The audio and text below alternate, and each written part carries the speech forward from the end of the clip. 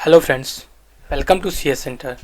देखिए, Indian Express जो होता है ना, इसमें एक वर्ड्स आते हैं और उसको वो एक्सप्लेन करने की कोशिश करता है। देखिए, दिस वर्ड मीन्स, मतलब वो वर्ड्स क्या है वो देख सकते हो। ग्लोबल साउथ हमने डिस्कस किया है एक बार वीडियो में, लेकिन ये आया हुआ है ना, तो इसमें कई बस इतना ही नहीं, ग्लोबल साउथ है और भी कुछ टर्म्स इसमें दिए गए हैं। ये देखिए जयशंकर हैं, एस जयशंकर सर हैं। ये फॉर्मर जो कि IFS रहे हैं फॉरेन सर्विस में, फिर एट प्रेजेंट, फिर उससे पहले, फिर उसके बाद जो कि वो रहे फॉरेन सेक्रेटरी रहे। उसके बाद अब प्रेजेंट टाइम में ये रिटायर होने के बाद ये जो कि एक्सटर्नल मिनिस्टर हैं। इधर के लिए तो ये मतलब विदेश मंत्री तो विदेश के टूर पे जाते हैं और या फिर पार्लियामेंट में कुछ फॉरेन पॉलिसी पे अपना ओपिनियन देते हैं। एट प्रेजेंट टाइम में जो न्यूज है वो, जैसे हम कई बार डिस्कस कर चुके, G20 का प्रेसिडेंटशिप जो कि इंडिया लीड कर रहा है 2022 और 23 का, मतलब 1 दिसंबर से ले लिया है 22 से, और ये चलेगा 30 नवंबर 2023 तक। अक्टूबर के मंथ में 2023 में इसकी एनुअल मीटिंग होगी। Is that clear? तो ये कुछ वर्ड्स बोले जा रहे हैं और इसका हमें पता भी होना चाहिए। जैसे यहाँ पे देखिए, ग्लोबल साउथ, ग्लोबल नॉर्थ, फिर उसके बाद बोला जाता है first world, second world, third world, फिर इसके बाद बोला जाता है वेस्टर्न कंट्री, ईस्टर्न कंट्री। तो ये एक ना बस थोड़े थोड़े पैरामीटर कट कर दीजिए, लेकिन ऑलमोस्ट इक्वल ही हो जाते हैं। लेकिन एट प्रेजेंट टाइम में अगर मैं बात करूं, या फिर जो इस आर्टिकल में एक्सप्लेन करने की कोशिश की जा रही है, उसमें यही की जा रही है कि जो फर्स्ट वर्ड, सेकेंड वर्ड किया जा रहा है, या ईस्टर्न वर्ड, वेस्टर्न वर्ड किया जा रहा है, ये उतने अप्रोप्रिएट नहीं है जितना कि ग्लोबल साउथ और ग्लोबल नॉर्थ एक्सप्रेस करता है। ओके, हम आते हैं व्हाइट बोर्ड पे, हम इसको डिस्क्राइब करते हैं कैसे कैसे हम कर रहे हैं। हालांकि इसमें दिए गए हैं पूरे डिटेल में, लेकिन यहाँ जैसे कि ग्लोबल नॉर्थ रेफर किसको करता है, जैसे US कनाडा को करता है, ठीक है। ग्लोबल साउथ किसको करता है, एशियन कंट्री होती है, African country, southern America, south America country होती है। फिर यहाँ पे देखिए ईस्टर्न एंड वेस्टर्न वर्ल्ड है, राइट। फिर उसके बाद क्लासिफिकेशन के लिए आप अभी इसी में देखिए आपको मिलेगा, देखिए यहाँ पे दिया हुआ है USSR और 1991, फर्स्ट वर्ल्ड, थर्ड वर्ल्ड। इधर क्लियर? तो हम आते हैं व्हाइट बोर्ड पे, अच्छे से इसको और डिस्क्राइब करते हैं। ओके, देखिए अब अच्छा भाई व्हाइट बोर्ड है ये, इस पे दिया गया है। अब देखिए हम इसमें क्या करेंगे। पहले बात तो देखिए, जो कुछ वर्ड हिस्ट्री में बोले जाते थे, सॉरी एक सेकंड, थोड़ा सा इसका थिकनेस पतला कर लेते हैं, ठीक है।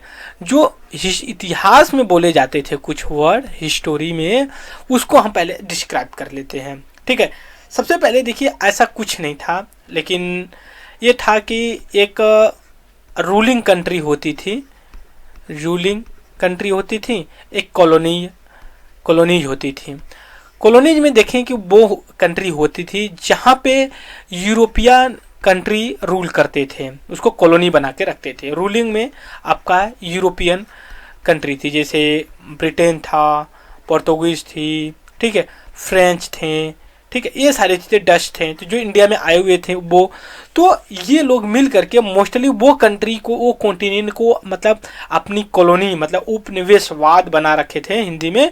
जो वहाँ पे एकदम स्ट्रॉन्ग रूरल नहीं हुआ करते थे, लेकिन वो उनका अपना इंटरनल डिस्प्यूट होने की वजह से ये फायदा लेते थे। जैसे एशिया की कंट्री ले लीजिए, मोस्टली पूरा अफ्रीका कॉन्टिनेंट है उसको ले लीजिए, फिर साउथ अमेरिका का जो कॉन्टिनेंट पड़ता है, जैसे ब्राज़ील है, ठीक है, चिली है, अर्जेंटीना है, तो ये कंट्री ले लीजिए।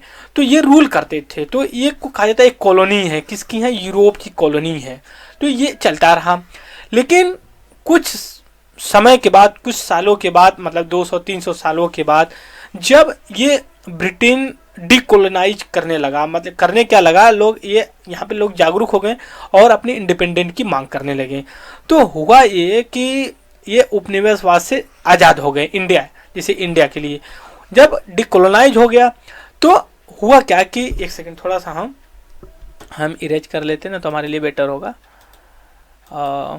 एक सेकेंड, ओके, ठीक है। तो उसके बाद ये हुआ कि जब डिकोलोनाइज हो गए, तो यूरोपियन जो कंट्री हुआ करते तो वो अपने कंट्री चले गए, और जो कॉलोनी हुआ करती तो वो अपना इंडिपेंडेंट तरीके से काम करने लगे। इधर की है। तो उसके बाद ये हुआ कि जब 1945 के आसपास बोल सकते हो आप, जब वर्ल्ड वार सेकेंड एंड हुआ, तो इसी के बाद तो ये हुआ कि कोल्ड वार शुरू हो गया। किसके किसके बीच? ये आइडियोलॉजिकल वार था, आइडियोलॉजिकल वार था। किनके बीच? कैपिटलिस्ट के बीच और सोशलिस्ट के बीच। कैपिटलिस्ट ग्रुप को रिप्रेजेंट करता था कौन? जो यूएस से हुआ करता था। ठीक है, अब ब्रिटेन का वर्चस्व खत्म हो गया है यूरोप में जो होते थे, अब अमेरिका निकल करके आया। और सोशलिस्ट ग्रुप को रिप्रेजेंट कौन करता था? यूएसएसआर। Is that clear? ये यूएसएसआर जो है कि 1991 में कोलैप्स हो गया, और जब एक कोलैप्स हो गया तो 15 भागों में डिवाइड हो गया। उनमें से एक मेजर पार्ट आपका रसिया भी, जो यूएसएसआर को ही अपना मेजर रसिया जो कि पार्ट मानता है, और 14 और कंट्री में से 5 जो कि आपकी सेंट्रल एशिया। उसके बाद बचे जो 9 हैं वो जो ईस्टर्न यूरोप पड़ता है ना, आज देख रहे हैं जो वार चल रहा है यूक्रेन में, वो तभी की देन है। ठीक है, तो ये कंट्री निकल गया। और इस समय को जब जो एक यूएस था, इसको फर्स्ट वर्ल्ड का नाम दिया गया, और सोशलिस्ट जो रसिया थे उसको सेकेंड वर्ल्ड का नाम दिया गया। Is that clear? सोशलिस्ट को। अब इनके बीच तो ये 2 वर्ड थे, लेकिन इन्हीं के समय जब 1950 के आसपास और 1950 के आसपास जब ये आज़ाद हो गई पूरी कॉलोनी, तो जो कॉलोनी निकल करके आई उनको जो है कि कहा जाने लगा थर्ड वर्ल्ड। इंडिया भी एक थर्ड वर्ल्ड का पार्ट है। यहाँ तक तो डिफिनेशन सही है। कॉलोनी थे, रूरल हुआ करते थे, first world, second world, third world हुआ करते थे। बट जब कोल्ड वार खत्म हुआ 1991 में, तो अब तो ये ग्रुप भी खत्म हो गए ना, ग्रुप भी खत्म हो गए, क्योंकि रसिया खत्म हो गया, यूएसएसआर रसिया में बच गया और सोशलिस्ट का कोलैप्स हो गया। तो अब ये कोल्ड वार खत्म हुआ, ऊपर से जो कॉलोनी हुआ करती थी अब अपनी ओपन इकोनॉमिक बना दिया। जैसे इंडिया 1991 में एलपीजी ग्लोबलाइजेशन, प्राइवेटाइजेशन, लिबरलाइजेशन लाया। अब ये हुआ कि अब तो ये सीमा रही नहीं गई ना कि कौन कैपिटलिस्ट, कौन सोशलिस्ट, कौन कॉलोनी है, सब एक दूसरे से कनेक्ट हो गए। तो मतलब क्या है कि अब ये कॉलोनी वार का कॉन्सेप्ट खत्म हो गया। अब डिसाइड हो रहा है इकोनॉमिक कैपेसिटी, आपका हेल्थ कैसा है, एडुकेशन कैसा है, ह्यूमन डेवलपमेंट कैसी है आपकी, ठीक है, मैन पावर कैसा है। अब इस पे फिर उसका नेचुरल रिसोर्स किस तरह का है, अब इस पे सारी डिमांड हो गई। तो अब इन्हीं के बेसिस पे अब जो है कि वर्ल्ड को 2 पार्ट में डिवाइड किया जाता है, एक साउदर्न ग्लोब और उसके बाद नॉर्दर्न ग्लोब, या ग्लोब साउथ या ग्लोब नॉर्थ के नाम से। तो मतलब ये है कि इस समय जो रिप्रेजेंट किया जा रहा है कि ग्लोबल साउथ और नॉर्दर्न साउथ क्या, नॉर्दर्न ग्लोब क्या है, साउदर्न ग्लोब क्या है। तो अब जो क्राइटेरिया है ये इकोनॉमिक क्राइटेरिया पे जो कि डिसाइड किया जा रहा है। और अगर आप एक बार फिर से थोड़ा सा हम और इसको ब्रीफ में देखें कि क्या है कैसे है, तो थोड़ा सा हमें वर्ड लिख करके हम क्लियर कर सकते हैं। इधर के थोड़ा सा हम इसको और बढ़ा लेते हैं, एक सेकेंड, तो हमें आसान हो जाएगी क्योंकि इरेजर जोड़ा बड़ा मिल जाएगा।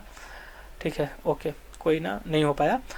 अब हम थोड़े से वर्ड्स जो हम अब यहाँ पे एक्सप्लेन किए ना उसको लिख करके एक बार अच्छे से जो है कि अपनी बुलेट फॉर्म में हम बनाने की कोशिश करते हैं। अब जो मैं ओके, अब यहाँ पे देखिए हमने क्या क्या, कॉलोनी, कॉलोनियल, फिर रूरल हुआ करते थे, ये 2 हो गया पहला। दूसरे वर्ड, फिर उसके बाद आया first word, second word, third word निकल करके आया। ठीक है, और अब तीसरा जो निकल करके आया हुआ है global north and global south. Is that clear? तो ये बेसिक चीजें यहाँ पे बताई गई हैं। तो क्राइटेरिया क्या है हमें पता है। अगर आपसे क्वेश्चन पूछा जाता है ग्लोबल साउथ क्या है, तो आपसे ये पूछ सकता है कि जितने ट्रॉपिक ऑफ कैंसर के जो साउथ में, वो साउथ में है उनको जो कि ग्लोबल, ऐसा नहीं है, ठीक है। मतलब एडुकेशन क्वालिटी, तो इंडिया को अगर आप डालेंगे तो ये ग्लोबल साउथ में। अब इससे पहले किस में था? थर्ड वर्ल्ड में हुआ करता था, ठीक है। इससे पहले क्या था? कॉलोनी के टाइम में हुआ करता था। Is that clear? I hope कि आप लोग इसको अच्छे से समझ रहे हैं, क्योंकि ऐसे ही क्वेश्चन पूछे जाते हैं और क्वेश्चन मेंस में भी और प्रीलिम्स में भी पूछे जाते हैं, चाहे छोटे एग्जाम हो चाहे बड़े एग्जाम हो। क्योंकि अभी देखिए एक फ्रेंड मेरा बता रहा था कि अभी कोई एग्जाम हुआ छोटा मोटा, तो कह रहा था उसमें ये पूछा हुआ था फंडामेंटल ड्यूटी जो होती है ना, कौन से प्राइम मिनिस्टर के कार्यकाल में लागू किया गया था। क्वेश्चन छोटा है बट अगर आप नहीं पढ़े हैं तो बहुत बड़ा। मैं बता देता हूँ, वो इंदिरा जी की गवर्नमेंट थी, दैट क्लियर। जब इमरजेंसी लगी थी 1975 में, 76 में, 78 में लाया गया था। I hope all of you enjoy my video, और इस वीडियो में इतना ही। Thank you very much the discussion.